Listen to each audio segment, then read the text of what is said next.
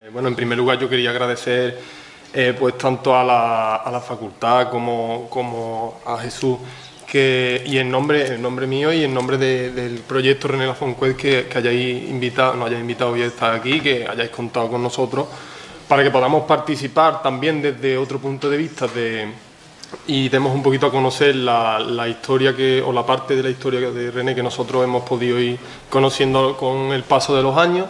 Yo, como ha dicho Jesús, yo soy Pablo Pérez, soy periodista. Yo llevo prácticamente desde que era un niño colaborando con Aremeisa, que es la Asociación para la Recuperación de la Memoria Histórica de Aguilar de la Frontera, un pueblo de Córdoba.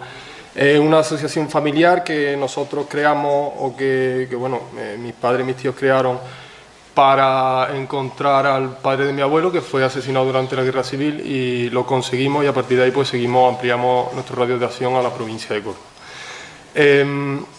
A lo largo de la conferencia voy a daros mucha información que a lo mejor es técnica y voy a intentar pasar un poco por alto esa parte y amenizar un poco la charla, pero voy a intentar hablar un poco, recoger el testigo donde lo ha dejado Cecil, un poco hablaros de algunos casos concretos en los que René Lafont pues se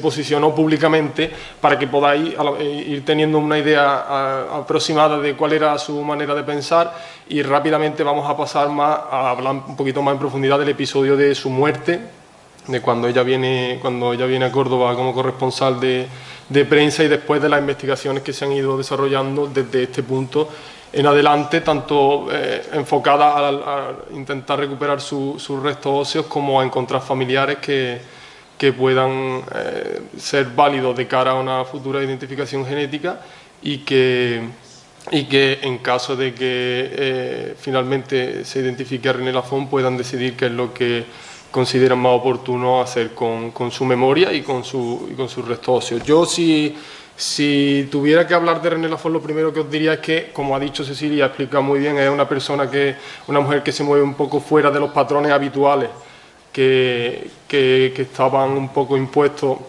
en la época. Es una mujer poco convencional, que ahora iréis viendo los ejemplos que he puesto. No tuvo ningún problema en posicionarse públicamente, en trasladar a la opinión pública lo que ella pensaba.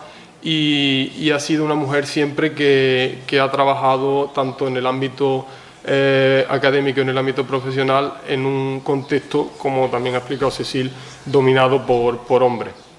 Yo voy a pasar rápidamente por esta etapa de su vida, pero sí que yo querría subrayar que si hay algo que yo creo que va a determinar tanto su carrera profesional como el final que tuvo René, es su educación. Ella es una mujer que tuvo la suerte de formarse, de estudiar. Era una mujer letrada, era una mujer profundamente culta, que conocía muy bien la cultura francesa y la española, y era una mujer trabajadora. Entonces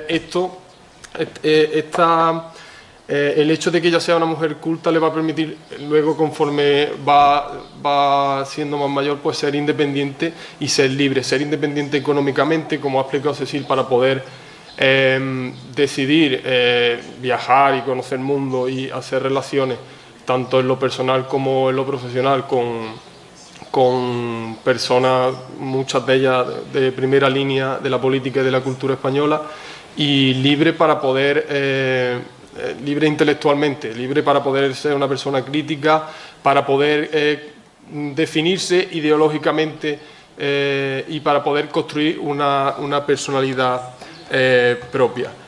Dicho esto, voy a pasar directamente. Sí quiero subrayar también que, como ha dicho Cecil, ella tradujo y escribió y fue periodista, pero tuvo una relación muy estrecha con Alberto Insúa, que es un periodista y un escritor cubano, que es muy importante en la historia de René Lafont porque en 1953 él publicó sus memorias. En vida él publicó sus memorias y son 3 volúmenes, una persona que tiene una historia también muy interesante, pero él elabora un perfil personal de René Lafont muy valioso para intentar conocer cómo pensaba y porque evidentemente René Lafont es una figura que estamos redescubriendo ahora y nos viene muy bien también tener este tipo de información personal. Voy a poner 3 ejemplos que tienen que ver con 3 hitos o 3 momentos históricos importantes para Francia y en los que René Lafon se proyectó su opinión públicamente. Yo no sé, imagino que conocéis el caso de Dreyfus.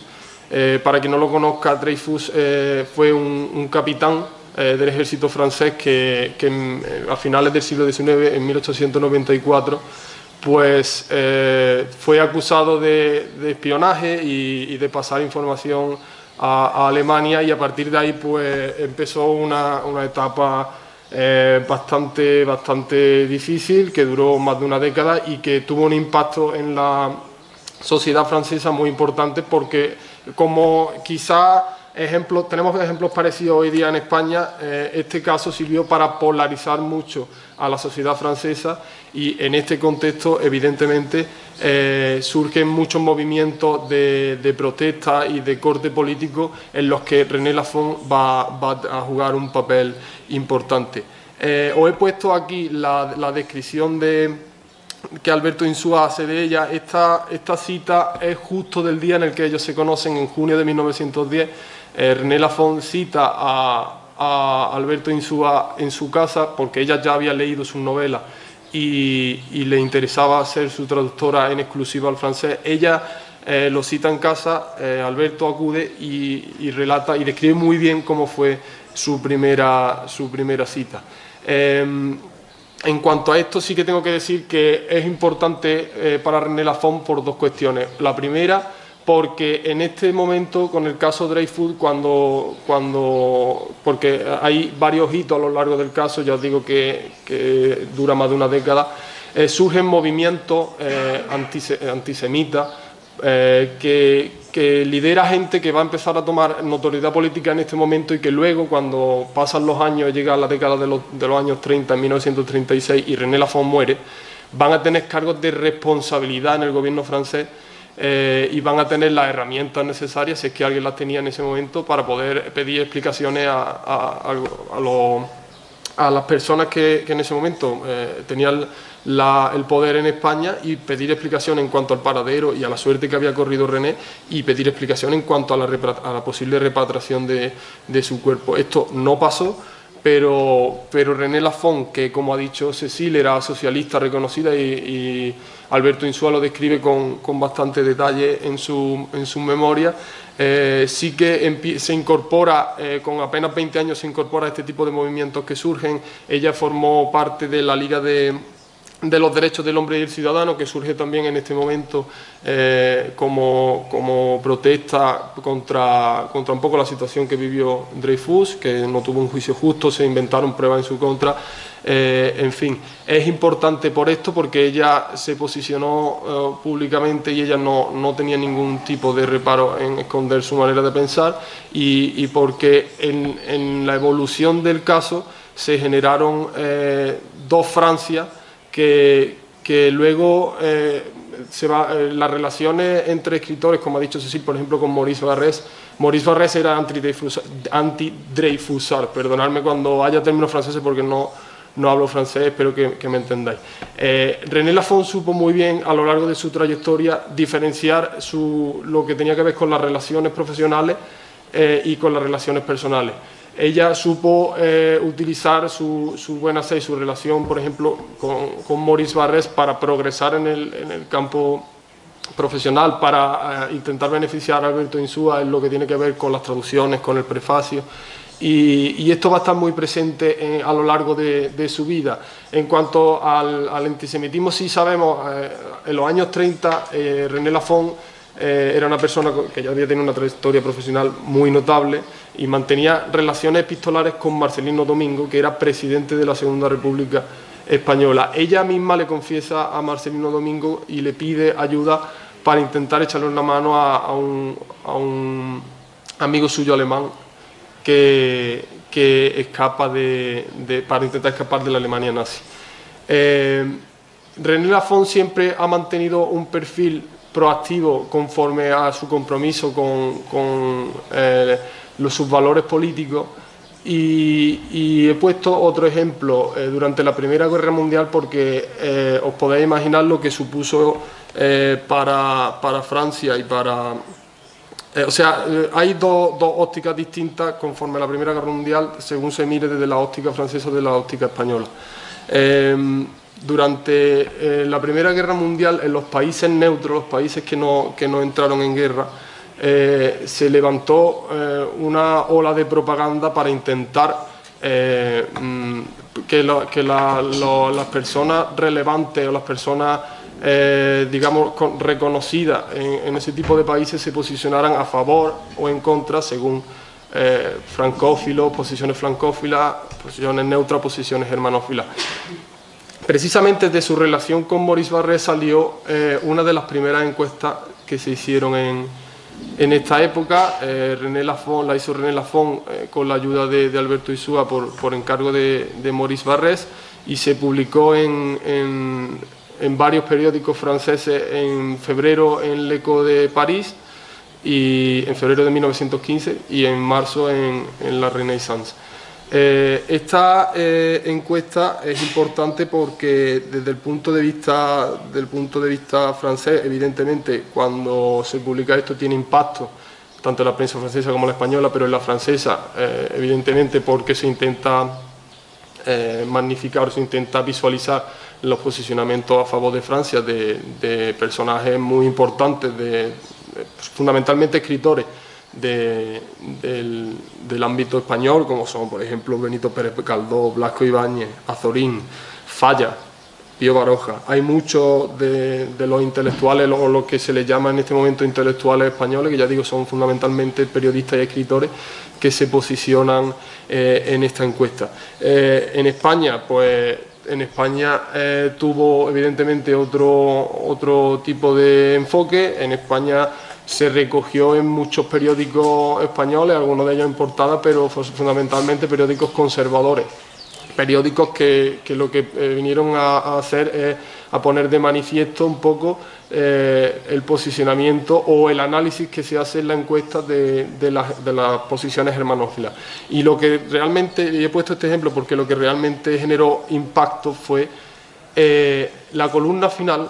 La columna final de la encuesta recoge la opinión de todos estos escritores, y en la columna final René Lafon hace una especie de conclusiones en la que analiza cómo el tratamiento que ha recibido conforme a los intelectuales españoles y conforme a sus opiniones.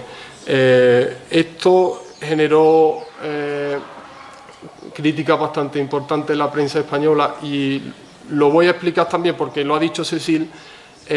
Voy a intentar leer una cita porque se tiende a infantilizar la opinión de las mujeres y hay que ponerlo en el contexto de la época, hay que intentar verlo con perspectiva, pero es una realidad que cuando las mujeres se posicionan públicamente genera cuanto menos debate, sino crítica. Entonces, voy a leer una cita rápida que se publica en El Imparcial como reacción a esta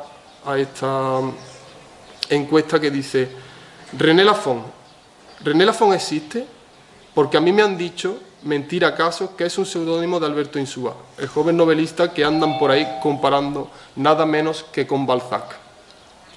En el fondo, lo que a mí me interesa de esta encuesta es intentar visibilizar una vez más que René Lafon era una persona que utilizaba su trabajo para intentar, por un lado, como ha dicho Cécile, exponer o dar a conocer la cultura española en Francia, y para otro, para intentar posicionarse públicamente y mostrar su compromiso con los valores que ella consideraba que eran democráticos y que ella defendía.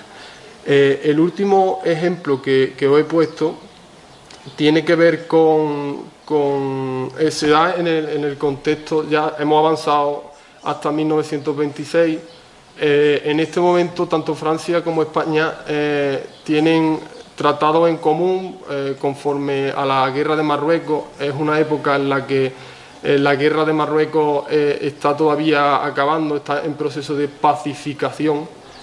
Y Primo de Rivera, que es un dictador que en aquel momento pues, gobernaba en España, se desplazó a París para firmar un tratado de colaboración militar con Francia pues, para intentar un poco delimitar las zonas de influencia francesa y española en Marruecos y para fortalecer la vigilancia marítima. Al margen del tratado, que es el motivo del desplazamiento de Primo de Rivera a París, pero no es lo que yo quiero resaltar, Primo de Rivera tuvo muchos problemas porque se desplazó a París el 13 de julio y el 14 de julio en París, para quien no lo sepa, se celebra pues, la fiesta o la celebración de la toma de la Bastilla, que simboliza pues, la toma de la Bastilla durante la Revolución Francesa, que simboliza un poco el fin del antiguo régimen, el fin de la monarquía absoluta. Entonces, prácticamente desde su llegada a París, Primo de Rivera tiene muchos problemas con manifestaciones que se van organizando en su contra, para un poco subrayar el descontento de parte de la población francesa con el hecho de que el día en el que se celebra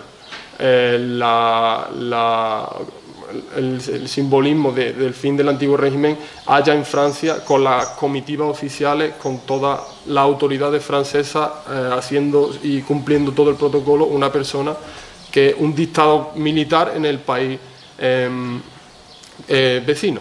René Lafon utilizó sus contactos para poder acceder a la estación del Quai d'Orsay, a la estación de París donde llegó Primo de Rivera, y días después hubo un periódico que recogió unas declaraciones que voy a leeros porque creo que definen muy bien otra de las maneras de pensar de los valores que tenía René Lafon. El periodista le pregunta a René acerca del motivo de su detención, porque René llegó hasta las vías, esperó a que bajara Primo de Rivera y le silbó. Junto con otro grupo de manifestantes le silbaron y fueron detenidos. Entonces René Lafon dice en este artículo: soy republicana y hasta profeso ideas avanzadas, lo que justifica mi indignación cuando veo venir a París a desfilar a un dictador militar. Pero también me interesa especialmente la política española como colaboradora de Blasco Ibáñez, cuyos libros y artículos he traducido al francés. Esta colaboración me ha llevado necesariamente a compartir sus ideas y a compartir sus odios. Como ha dicho Cecil antes también, René Lafon es uno de sus mayores capitales como traductora, Vicente Blasco Ibáñez, pero no solo tienen una relación profesional. Blasco Ibáñez era un asiduo, visitaba con mucha frecuencia la casa de los Lafon y era muy amigo de su padre, como ha dicho Cecil, y tenían una relación personal. Entonces, yo creo que podríamos afirmar, y así lo deja ver también en sus memorias, René Lafon admiraba a Blasco Ibáñez y tuvo la suerte de poder trabajar con él durante muchos años. Una vez que explica su detención, René dice: me detuvieron y un agente me llevó a la comisaría, donde me sometieron a un breve interrogatorio. El comisario no insistió cuando supo que mi padre había sido profesor y oficial de la Legión de Honor, muy en relación con lo que ha comentado Cecil también, de que siempre se le pone a la sombra, ¿no?, de otros hombres. Antes de dejarme en libertad, simplemente me dijo: vaya idea la de silbarle a este general español. Y no con menos sencillez respondí yo: es la única manera de protestar contra su presencia en un país que se prepara para celebrar la toma de la Bastilla. René Lafon era abiertamente republicana, lo reconoció y después, años después, en las cartas que os he comentado con Marcelino Domingo, ella misma le confiesa al político español que esto le supuso no poder entrar en España prácticamente hasta la Primera República. Estuvo en las listas negras de España por haber ido a silbarle a Primo de Rivera. En este momento René Lafon tiene 50 años casi. Tiene René Lafont a estas alturas es una persona muy conocida, tiene una trayectoria profesional muy importante y aún así se expuso públicamente a ser detenida y a que eso pudiera perjudicar su carrera. Una vez que llegamos a los años 30, pasamos de 1926 a los años 30, René Lafont, en mi opinión, experimenta un momento de grandes dificultades personales y profesionales que le van a llevar a tomar la decisión de venir a España. Ella comienza un declive profesional que evidentemente ella no podía anticipar porque no era divina, pero que va a acabar con su muerte en Córdoba. He marcado varios hitos. Para mí lo más relevante es que en un contexto de crisis internacional fallece su padre en 1931. Ella estaba muy unida a su padre. Su padre tiene una gran influencia en René Lafont, en su manera de ser, en lo que fue su profesión y en su amor por España. Y en este contexto atraviesa dificultades económicas, entre otros motivos, porque Blasco Ibáñez ya fallecido, murió años atrás. Con Alberto Insúa su relación se había distanciado en lo personal y en lo profesional, y yo creo que ella siempre su gran capital de profesional fue su papel como traductora, su papel como novelista, y participó puntualmente del periodismo. En este momento yo creo que René Lafont empieza a plantearse realmente, empezar a profundizar en su faceta como periodista para intentar tener más recursos económicos. Tenía también problemas de salud, tanto ella como su madre. Ella le confiesa a Marcelino Domingo en su relación epistolar con él que la operan de un hueso en la cabeza en este momento, que su madre está enferma y que a falta de su padre, pues ella es la que tiene que asumir los cuidados, ¿no? Ella tiene que asumir los cuidados de su madre y evidentemente eso le resta en su faceta personal y profesional. En 1935 muere su madre y ella pues se ve un poco obligada. Yo no sé los motivos, pero sí hay constancia documental de que, a pesar de que a lo largo de su vida, René Lafont fue viviendo en distintas ciudades como consecuencia del trabajo de su padre, que era profesor, y lo fueron cambiando de destino, pero vivió durante más de 40 años en París. Entonces, cuando fallece su madre, hay registros documentales de que ella deja su casa después de 40 años y se va a vivir sola a otra casa. En este contexto, ella se ofrece muchísimas veces, y eso está reflejado también en las cartas, se ofrece para trabajar de prácticamente cualquier cosa en la embajada, de traductora, se ofrece en periódicos y no encuentra una salida, digamos, sólida que le permita económicamente ser solvente y no salir de estas dificultades que pasan en los años 30. Todo este contexto yo creo que la lleva al final a tomar la decisión de venir a España, de trabajar como corresponsal de guerra con Le Populaire, que era un periódico con el que ya había hecho algunas publicaciones, artículos firmados por ella y folletines de traducciones de Blasco Ibáñez. Y evidentemente a las dificultades económicas yo tengo que añadir que ella era una persona cuyos valores o cuyo perfil ideológico y los ejemplos que he puesto antes los he puesto precisamente para intentar explicar por qué una persona que tiene esa trayectoria decide venir y exponerse a venir como corresponsal de guerra. Por un lado, motivos económicos, por otro lado, vínculo personal, digamos, un perfil activista que encaja muy bien con venir a cubrir la guerra que del país al que ella tanto amor le tuvo. ¿Por qué vino a Córdoba en concreto? En este momento, en 1936, a finales de agosto, cuando hay referencia en prensa de que ella llega a Córdoba, Córdoba está en una fase de estabilización de frente. El gobierno republicano, Córdoba en este momento está tomada por el Ejército Nacional. El gobierno republicano hace declaraciones públicas y deja ver que su intención es tomar Córdoba, y esto levanta y despierta el interés de la prensa internacional. Son muchos los periodistas de distintos países que vienen a cubrir el frente de Córdoba, y entre ellos pues también vino René Lafont.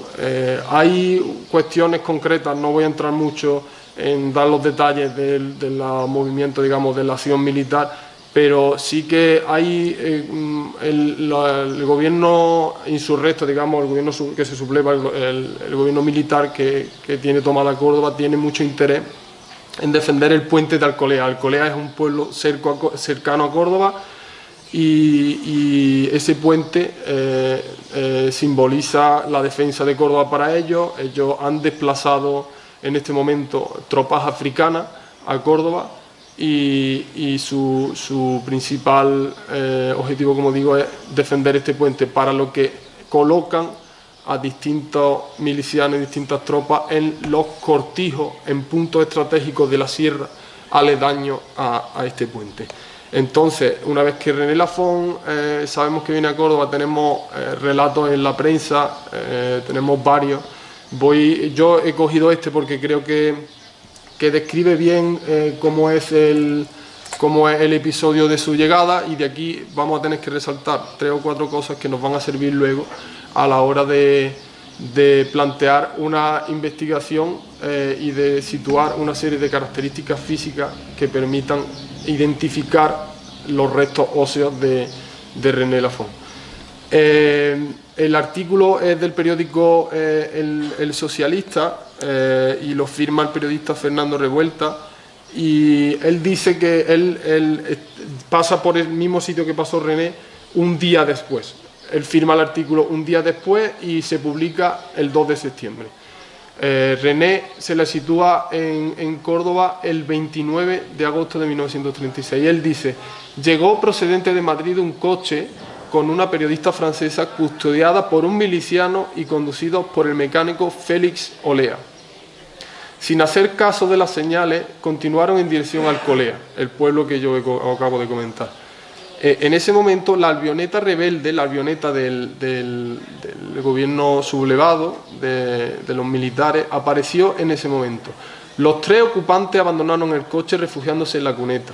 Se disponían a continuar la marcha cuando de un cortijo inmediato, ocupado por fascistas, se les hizo una descarga, pereciendo el miliciano, mientras el conductor, tras grandes esfuerzos, consiguió llegar a Villafranca, donde se halla a salvo. Nos dice que oyó en pleno tiroteo quejarse a la compañera extranjera, creyendo que fue hecha prisionera.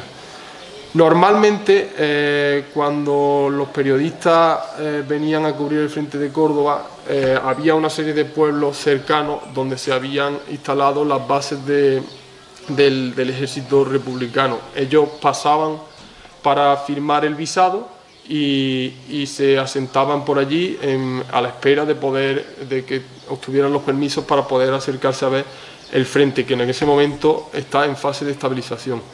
Yo creo que un poco las claves de la detención de René están en que ellos no hacen caso de los permisos ni de las indicaciones y atraviesan los límites en los que se establecen los límites de seguridad. De repente se ven en un fuego cruzado y a René Lafont la hieren en una pierna. Los demás, como hemos dicho, uno de ellos fallece, otro consigue escapar, y el ejército sublevado se acerca, detiene a René y la lleva incomunicada a Córdoba. Estos son algunos de los recortes de lo que se publicó en la prensa cordobesa en aquel momento. Como os he dicho, por ejemplo, en la cita que os recogí aquí, las fuerzas de artillería dispararon contra el coche. En el interior solo encontraron una mujer con traje masculino que dijo ser periodista francesa. La detenida en el automóvil, herida de una pierna, fue conducida a Córdoba. El relato más completo que nosotros tenemos del episodio de la detención de René Lafont lo recoge el historial de la 5ª Batería del Regimiento de Artillería Pesada número 1 de Córdoba. Estos son los militares que están en ese momento allí, los militares que abren fuego, los militares que la detienen y los militares que a priori, según la versión que recoge el historial, la conducen detenida a Córdoba. Hasta aquí, hasta el momento de su detención, es la información, digamos, oficial, conocida, publicada en prensa y conocida por las fuentes documentales militares de aquel momento. A partir de ahí, lo único que se sabe sobre René Lafont es que el periódico para el que trabajaba, Le Populaire, dio la noticia de su muerte el día 5 de octubre con una nota. Dijeron que René Lafont, periodista francesa que había ido a España a hacer un reportaje, fue herida y hecha prisionera por los rebeldes y ha muerto a causa de sus heridas. Esta es la versión oficial de la muerte de René Lafont, que murió a causa de las heridas tras el episodio de su detención. Y hay una cosa importante en todo esto, en la versión y en el hecho de que su periódico, el periódico que lo envió a cubrir la guerra del frente de Córdoba, no publica su muerte hasta el 5 de octubre. Esos son 37 días después de que René llegara a Córdoba. Al día siguiente, el periódico en portada amplió la noticia y dio algo más de información. Bueno, pues que dijeron básicamente que ellos, cuando tuvieron noticia de lo que había pasado, pues lo trasladaron al gobierno francés y al gobierno español, intentaron buscarla y se enteraron de que había muerto. Confirman que René llevaba una acreditación del periódico para identificarse de cara a posibles altercados como este, y hacen un perfil también de René. Confirman lo que yo he dicho antes, que pertenecía a la Liga de los Derechos Humanos y del Ciudadano. Confirman que a lo largo de su vida fue comunista, formó parte del Partido Comunista, que luego probablemente a raíz con la Revolución Rusa y un poco el transcurrir de los acontecimientos, ella tuvo dudas y acabó volviendo al Partido Socialista. Se incorporó a la 5ª sesión de la sesión francesa de la Internacional Obrera, que luego, tiempo después, le rindió un homenaje. Y sobre todo lo que aquí, a partir de la publicación de esta noticia, sí se da a conocer en algunos periódicos internacionales. El New York Times publicó una nota sobre la muerte de René Lafont, y desde este momento hasta prácticamente 70 años después, la historia de René Lafont, su figura, su obra, sus novelas, pasa totalmente desapercibida. Con el paso de los años se pierde y prácticamente pasamos de ser una mujer con una trayectoria muy conocida y una mujer, como hemos visto, con apariciones públicas, a ser prácticamente una mujer desconocida. Esto es así hasta 2013. En 2013, el hombre que veis en la foto, que se llama Patricio Hidalgo, él es militar, es coronel farmacéutico, y él es experto, o sea, en su tiempo, él ha dedicado su tiempo libre a estudiar la guerra civil en Córdoba y a hacer listados de víctimas en Córdoba. Él es investigador experto en este tema, haciendo precisamente un listado de las víctimas de bombardeo en Córdoba. Él encuentra y recupera para todos la partida de defunción de René Lafont. La partida para las personas que no están habituadas a leer este tipo de documentos, a lo mejor puede resultar difícil sacar, trasladar o transformar la información que realmente recoge en información válida. Para, por ejemplo, en el caso de Patricio, poder saber si René era víctima o no. Lo que yo quiero destacar, y por ir rápido porque tenemos que hablar de muchas cosas, de la partida de defunción de René, es primero que hasta que Patricio Hidalgo no publica en su página web, que es La Guerra Civil en Córdoba, un artículo, que es el artículo que veis que se llama El caso René Lafón, en el que abre y comparte con todo el mundo la información de la partida de defunción de René y del testimonio de Luis de la Fuente, que es otra de las piezas clave en todo lo que tiene que ver con la investigación para hallar el cuerpo de René Lafón. Hasta que él no lo comparte, los demás no sabemos absolutamente nada, ni de quién fue René, ni de si René vino a Córdoba, si murió en Córdoba, por qué murió. Es Patricio el que vuelve a poner a René en el mapa. La partida de defunción de René tiene muchas particularidades, pero lo que yo querría destacar es que nos da una fecha de la muerte de René. La partida de René dice que fue asesinada, que falleció el día 1 de septiembre a consecuencia de hemorragia, lo voy a leer literalmente, anemia aguda por hemorragia consecutiva a las heridas recibidas. Básicamente coincide con la versión de la prensa de que René murió por las heridas tras su detención. Hay muchas irregularidades en la partida de defunción de René en comparación con otras que nosotros hemos ido estudiando a lo largo de los años. Otra muy relevante es que no se dice dónde falleció ni dónde fue enterrado su cuerpo. Esto forma parte de una estrategia de ocultación documental. Ellos, los militares al cargo en aquel momento, eran plenamente conscientes de que si ocultaban cierta información muy sensible sobre la muerte de René Lafón y de otras personas, pero sobre la muerte de René Lafón, iba a ser muy, muy difícil que alguien pudiera encontrarla. Entonces, son dos cuestiones muy importantes para lo que voy a explicar a partir de ahora. La fecha, la partida de defunción nos da una fecha y que la partida no recoge dónde está el cuerpo de René Lafón. La otra parte de la contribución de Patricio Hidalgo a todo esto, que como he dicho es muy valiosa, es el testimonio de Luis de la Fuente. Patricio Hidalgo, el mismo año en el que encuentra la partida de defunción, él evidentemente cuando la encuentra no sabe quién es René Lafón, no conoce nada de su vida. Él abre una investigación personal y él fue la persona que encontró todo lo que os he ido comentando sobre el episodio de su detención, sobre el rastro en la prensa cordobesa. Él lo explica muy bien en el artículo, que para quien lo quiera yo recomiendo que lo leáis, está en su web La Guerra Civil en Córdoba. El mismo año que él encuentra la partida de defunción, él conoce a una persona que se llama Luis de la Fuente Román. Luis de la Fuente era militar en 1936, estaba haciendo el servicio militar y le pilló la guerra.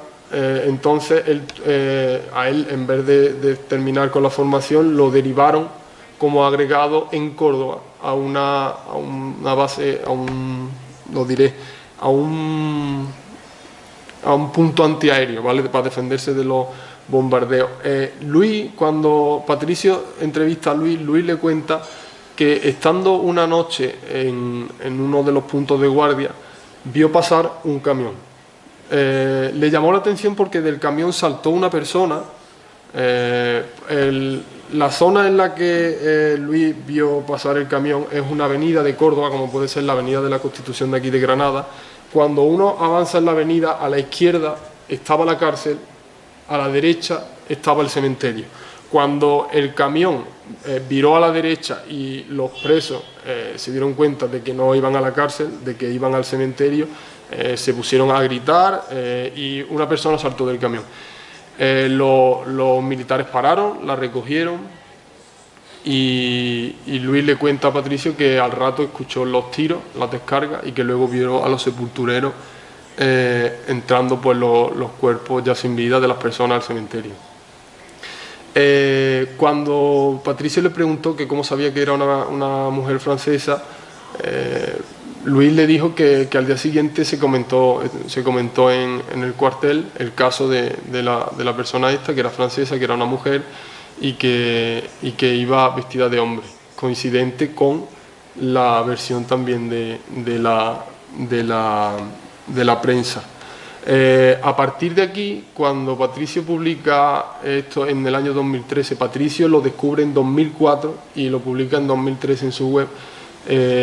La figura de René Lafont empieza a hacerse conocida en Córdoba porque ya se estaba trabajando, o ya había muchos colectivos y muchas personas que llevaban muchos años reivindicando la búsqueda de las personas desaparecidas, de las personas asesinadas durante la Guerra Civil.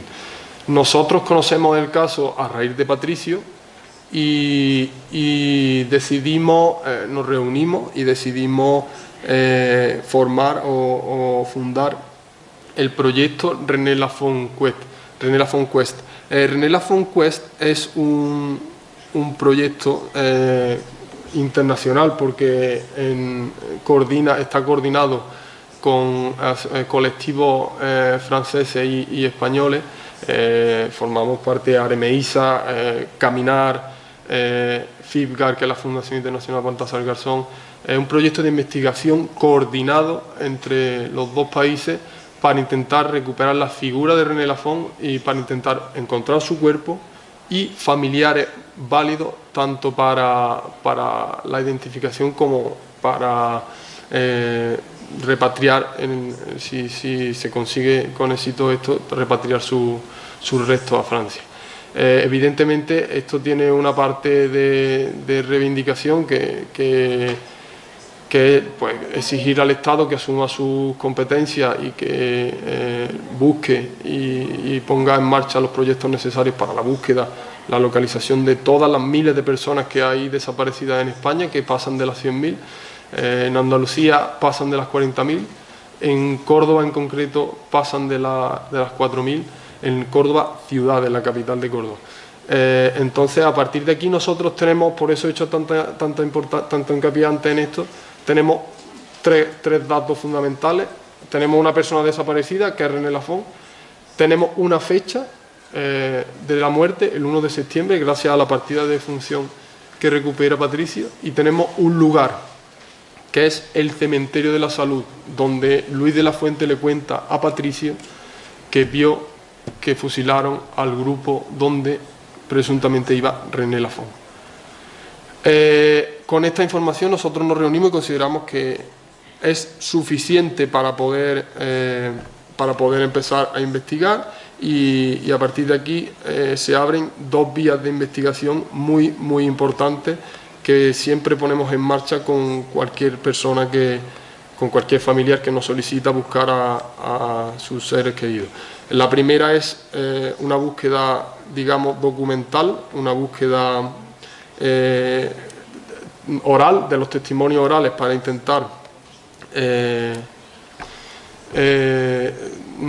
recabar toda la información necesaria sobre dónde puede estar el cuerpo de la persona que buscamos, en este caso de René Lafont. Y otra es una búsqueda dirigida sobre todo a encontrar familiares válidos de cara a unas futuras pruebas de identificación genética, que es lo que nos va a dar una identificación completa, la base científica que nos va a dar una identificación completa.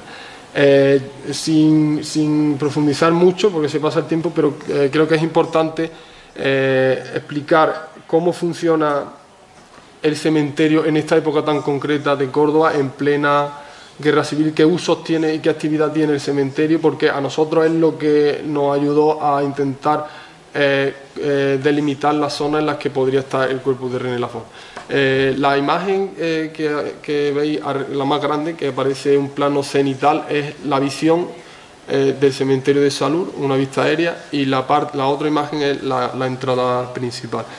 Cuando estalla la guerra civil en Córdoba en julio de 1936, en Córdoba había operativos 2 cementerios. Este, que es el que nos interesa por René Lafón, y el cementerio de San Rafael.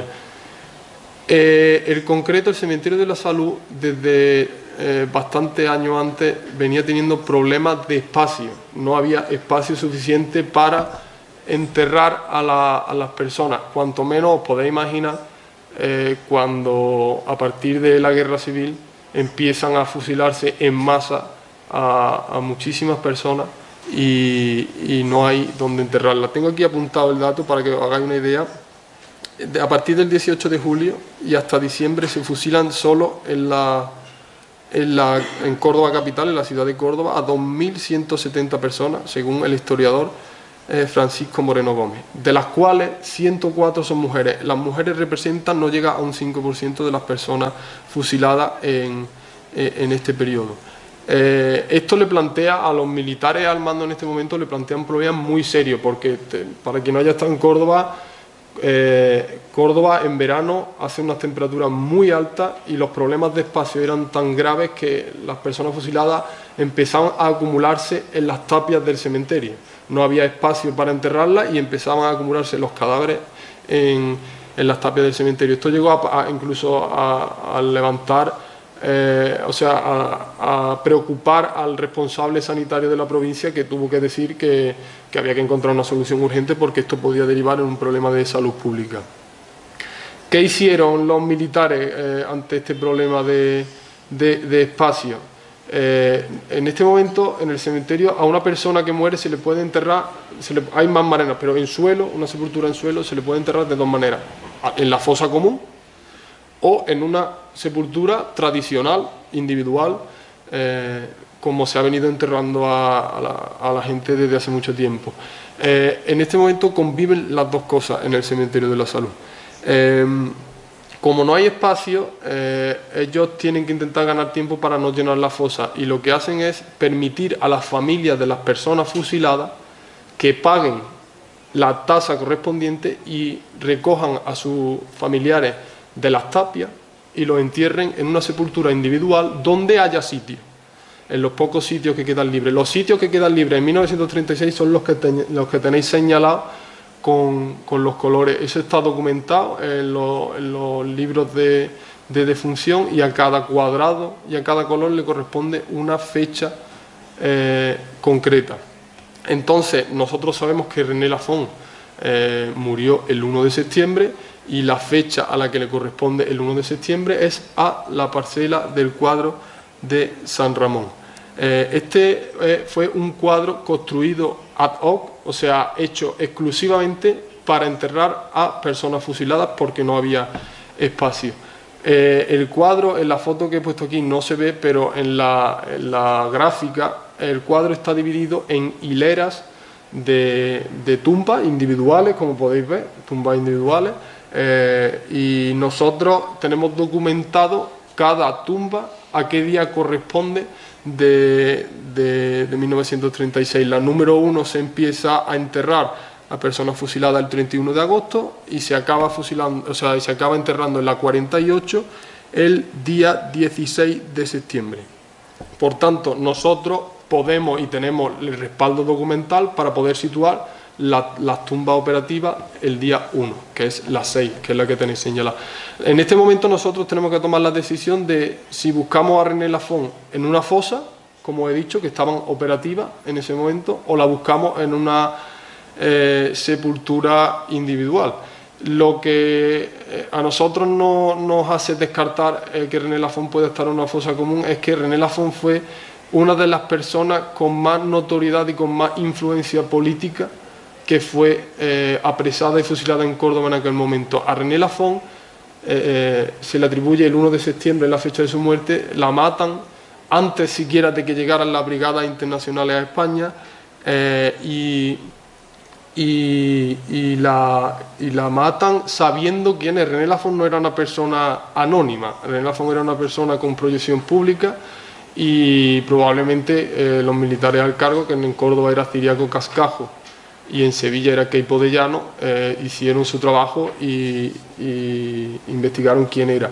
Ellos tuvieron que verse ante la decisión de matarla primero y después de calibrar si esto podía llegar a generar un problema diplomático entre España y entre Francia. Entonces nosotros descartamos la búsqueda en la fosa común y porque la lógica nos llevó a pensar que si alguien en Francia reclamaba a René, que después resultó que no, porque no tenía familia en aquel momento y porque el gobierno pues no insistió lo suficiente, tendrían que saber dónde la habían enterrado para poder recuperar su cadáver.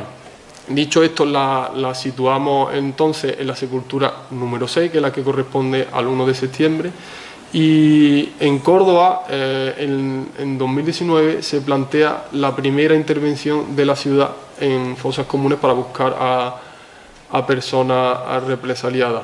El equipo técnico, las personas que asumen los trabajos, que asumen el proyecto, nos contactan, cuentan con nosotros, y nosotros, que llevamos mucho tiempo estudiando el cementerio, recomendamos la intervención en este cuadro concreto, porque entre otras por muchas cuestiones, pero entre otras cosas porque había personas de Aguilar de la Frontera y porque creíamos que podría estar en la sepultura número 6, podría estar René Lafont. Vamos a pasar brevemente, he hecho una cronología un poco de la sumación para que sepáis cómo va evolucionando y cómo se trabaja sobre el terreno con este tipo de cuestiones. El cuadro, como os he dicho, es un cuadro de 4 hileras de 12 tumbas. Esto pasa en otro sitio y pasa en el otro cementerio de Córdoba.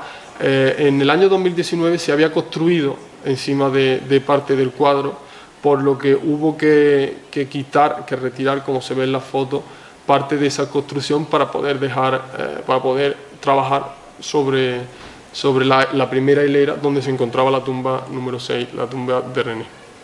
Se vacía la tierra.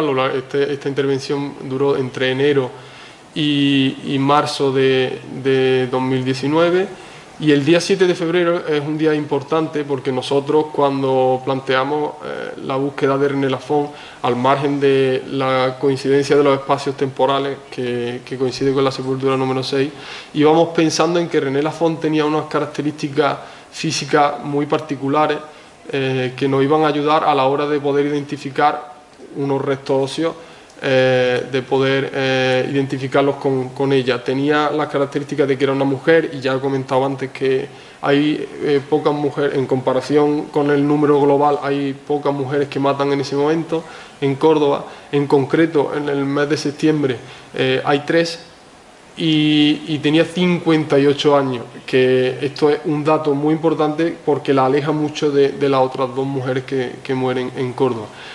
Había recibido un tiro en su detención, y con esta característica empezamos a trabajar en la fosa número 6 y aparecen unos restos óseos que son compatibles con esto que os acabo de explicar. En una intervención arqueológica, la persona encargada de hacer el estudio de los restos que se encuentran y de concretar la edad que tenían y las características físicas de ese tipo de cuerpo es un antropólogo. El día número 7 aparece en la sepultura número 6 un cuerpo con una bala en la pierna derecha, en la pierna en la que hirieron a René, y que el antropólogo nos dice que es una mujer, y que es una mujer probablemente mayor. Se sigue trabajando en el espacio donde se encuentra este cuerpo, y finalmente el 14 de febrero se procede a la exhumación. Inmediatamente cuando se exhuma un cuerpo de una fosa, se reconstruye, tal y como se extraen los huesos, se reconstruyen y se llevan al laboratorio. Normalmente cuando se hacen excavaciones al lado de la zona de excavación.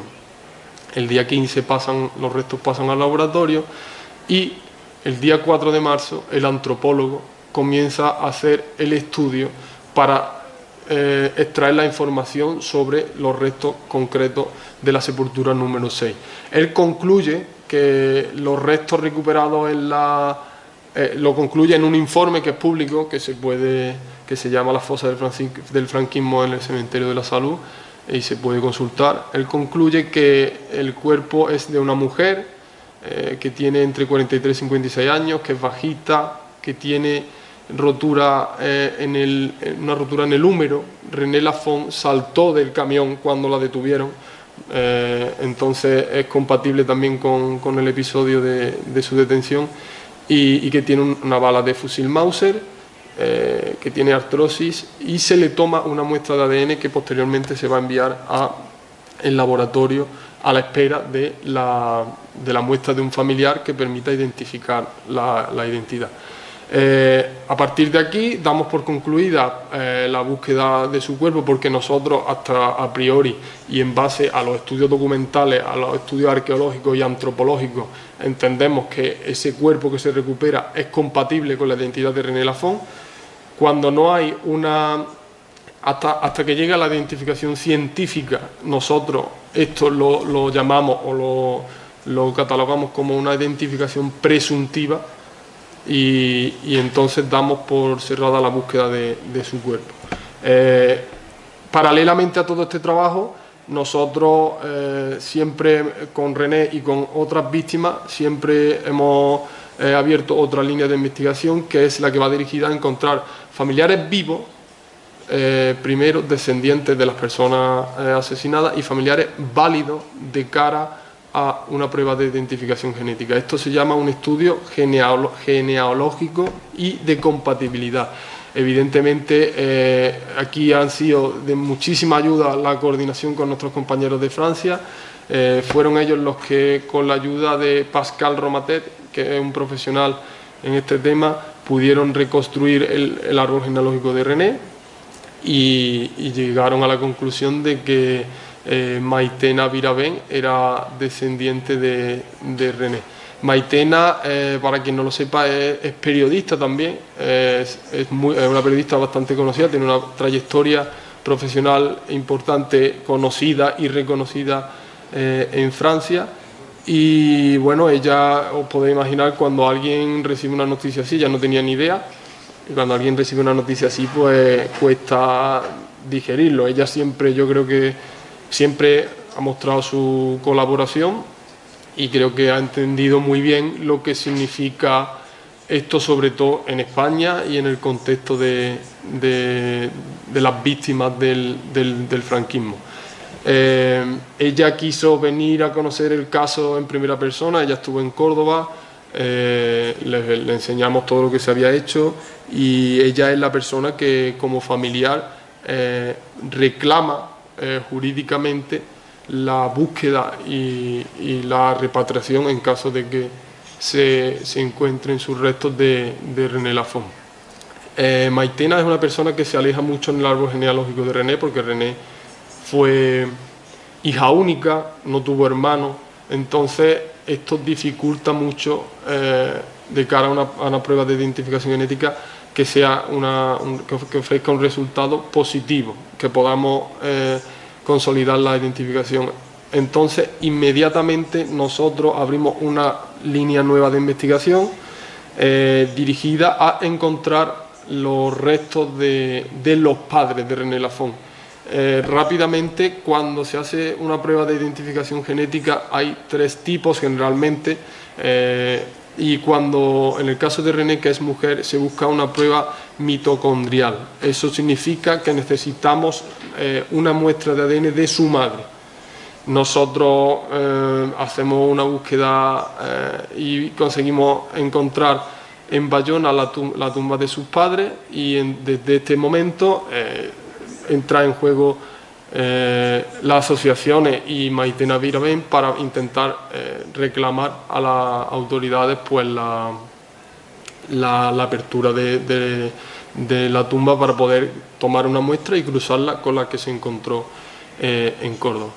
En el contexto de las identificaciones, y voy a ir rápidamente, una vez que se encontró el cuerpo, que nosotros presuntamente asociamos a René Lafont, se toma una muestra y la encargada de procesar esas muestras por un convenio con la Junta de Andalucía es la Universidad de Granada, precisamente el laboratorio Eugenio que está aquí.